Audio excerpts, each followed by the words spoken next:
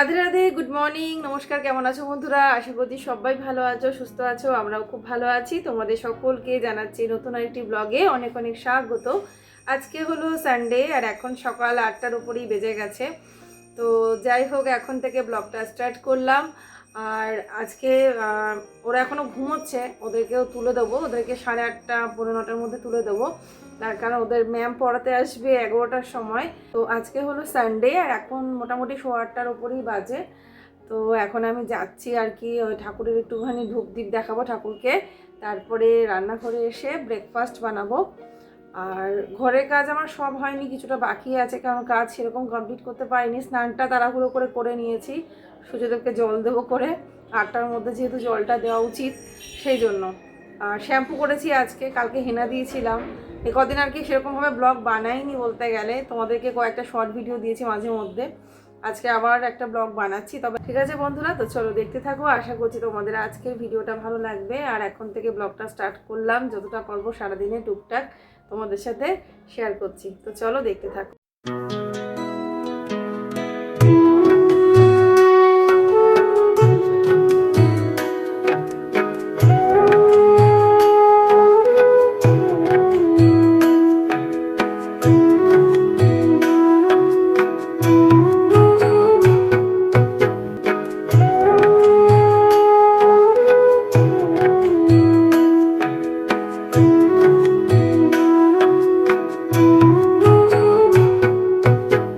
তো এই ব্লগটা তোমাদের হয়তো অনেকটাই আগে দিয়ে দিতাম, অনেকটা লেট হয়ে গেল মানে এই ব্লগটা দিতে।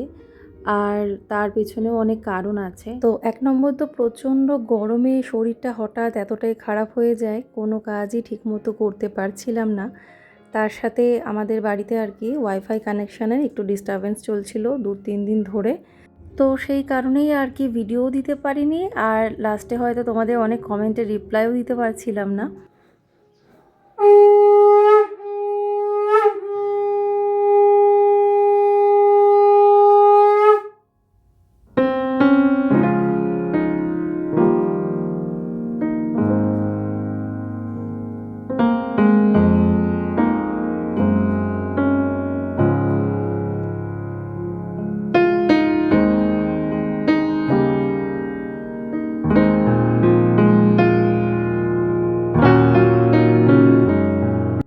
তো এবারে চা খেয়ে নেব, চা বিস্কিট খেয়ে তারপরে ব্রেকফাস্টটা বানাবো।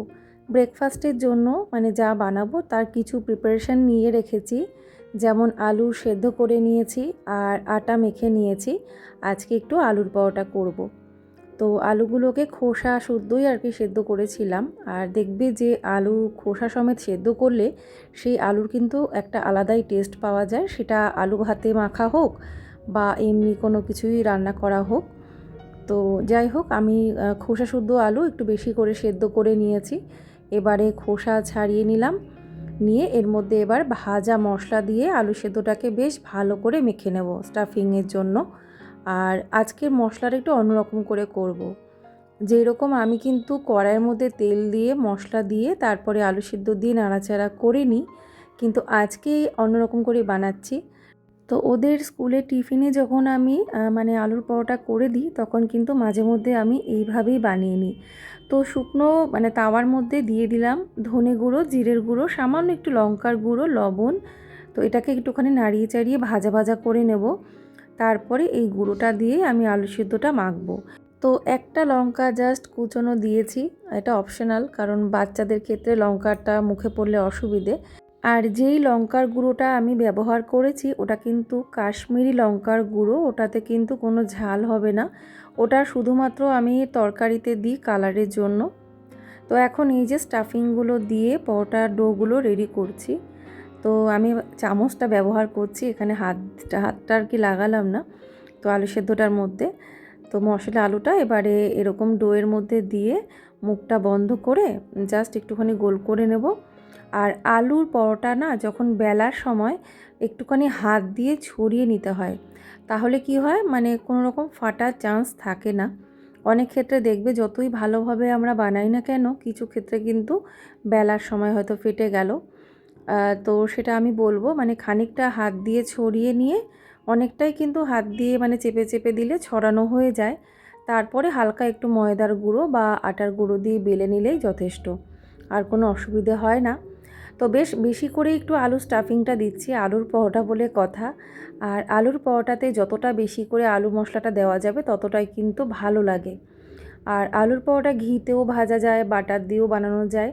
আমি একটু হালকা তেলে ভেজে তারপরে একটু ঘি মাখিয়ে দিই বা বাটার মাখিয়ে দিই।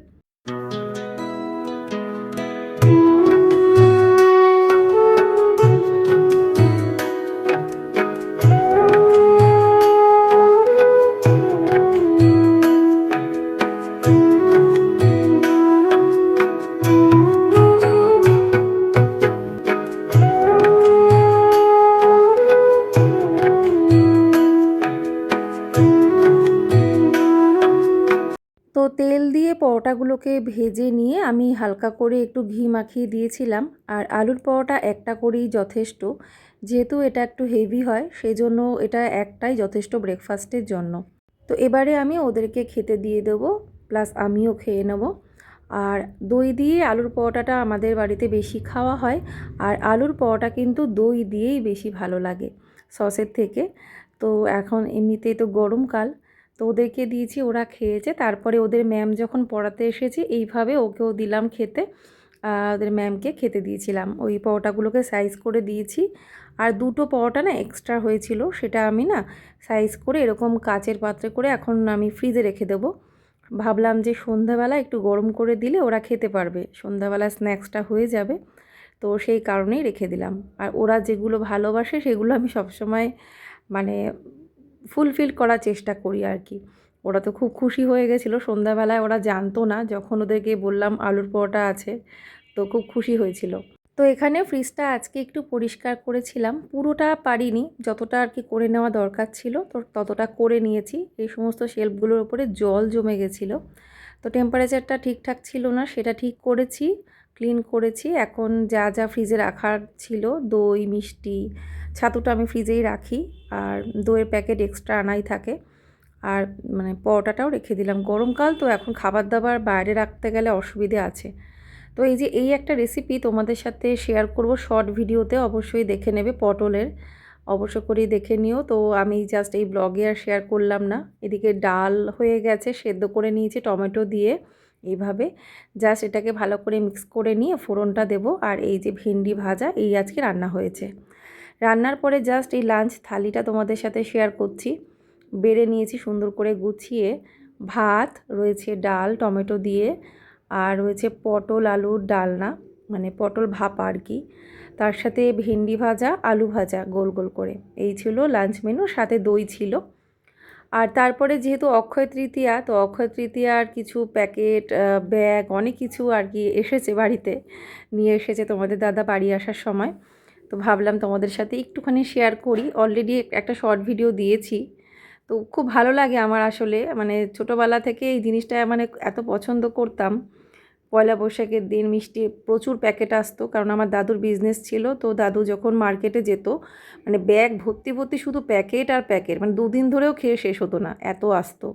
তারপরে তোমাদের দাদাও প্রচুর প্যাকেট আগে আনতো, তো এখন আর সেই রকমটা আসে না। তো সোনপাপড়ি মিষ্টির প্যাকেট একটাই পাওয়া গেছে, সব রকমের মিষ্টি, লাড্ডু, এই আর কি কয়েকটা সোনপাপড়ির প্যাকেটই বেশি, সাথে আইসক্রিম, ক্যালেন্ডার। তো সব থেকে ভালো হয়েছে যে ব্যাগগুলো পাওয়া গেছে, খুব কাজে লাগবে। মানে ইয়েলো কালারের, এই যে টায়ারের দোকান থেকে, জেকে টায়ার থেকে যে ব্যাগগুলো দিয়েছে হলুদ রঙের, এই ব্যাগগুলো সত্যিই খুব ইউজফুল। মানে আর যেটা পাল মার্বেল থেকে দিয়েছে ওটাও কিন্তু বেশ ভালো, ওই ব্যাগগুলো খুব কাজে লাগে, চেন দেওয়া। আর এই ব্যাগগুলো সত্যি কথা বলতে কোনো নষ্ট হয় না, মানে এই কয়েকটা দোকান আছে যেখান থেকে পার্মানেন্ট আর কি আমাদের হালখাতার ব্যাগ মিষ্টি এগুলো আসে, ব্যাগগুলো কিন্তু সত্যিই খুব ভালো দেয়। তো যাই হোক, এই ছিল সব, এখন গোছাবো, তোমাদের সাথে একটু শেয়ার করলাম, একটা শর্ট ভিডিও বানালাম। তো কারণ যেহেতু ব্লগ বানাচ্ছিলাম না, ভাবলাম যে ছোট্ট একটা ভিডিও বানাই। তো আজকের এই ব্লগটা এখানেই এন্ড করলাম। ভালো লাগলে অবশ্যই লাইক, শেয়ার, কমেন্ট আর সাবস্ক্রাইব করো। রাধে রাধে।